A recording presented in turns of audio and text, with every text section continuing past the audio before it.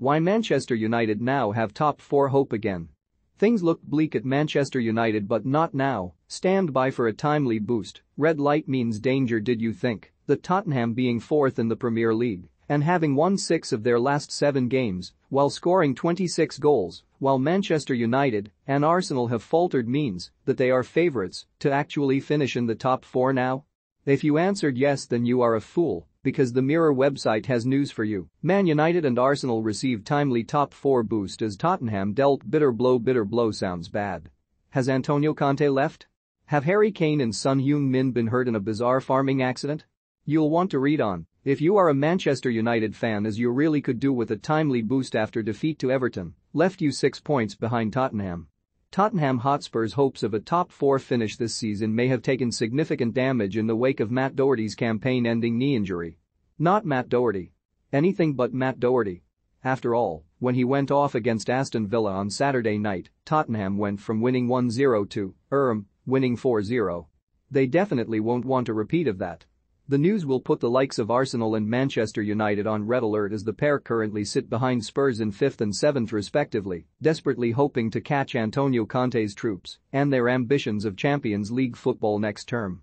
We imagine there were flashing lights and buzzers at Arsenal and Manchester United, though not at 7th-placed West Ham, because of reasons related to clicks. It looked like Manchester United were out of this Champions League race after winning just one of their last 5 Premier League games, but this really does offer a massive lifeline. That 6-point gap has just disintegrated before their very eyes. The 30-year-old Republic of Ireland international has gone from struggling for form to one of Spurs' most important players in recent weeks. Doherty is thriving in Conte's system, which places a lot of the attacking burden on the wing-back's shoulders. In his last 5 games alone, the former Wolves defender has managed to register 2 goals and 2 assists as his side hit form at just the right time. Or 1 goal and no assists, but who's counting? Well, us.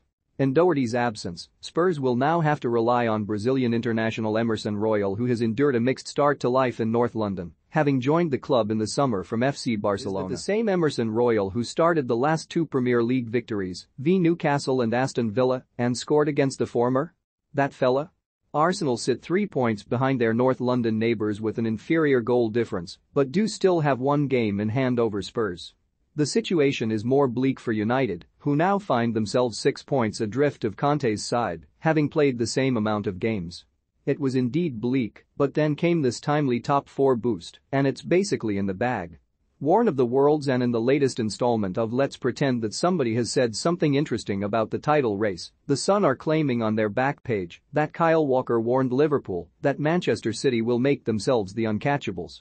Was this warning when he said that they have been on a run before and hopefully they can do it again? Or was the warning when he said that it is possible, or when he said that they will try to show the right character?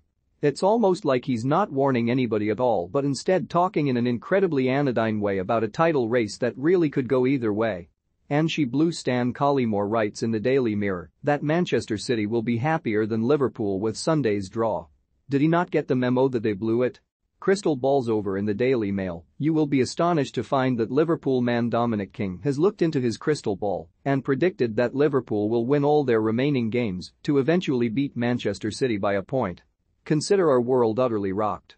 Can we build it? We actually agree with Collymore. It can happen that Antonio Conte would be a better fit for Manchester United than any other manager, but casting him as a club builder is more than a little silly. He has never stayed anywhere longer than 3 years.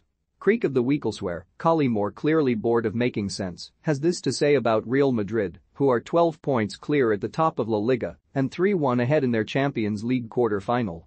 If they win the Champions League this season, this gives them a chance to sell the club to Mbappe, Haaland and the next potential generation of Galacticos. Real are creaking at the seams at times with the old guard Benzema. Bale got booed when he came on against Getafe. They have great players, like Barcelona, but they're players who ordinarily Real or Barca wouldn't be having at this stage of their careers. They have certainly looked like they are creaking at the seams as they won 8 of their last 9 games, sending PSG crashing out of the Champions League and being on the verge of beating the reigning champions.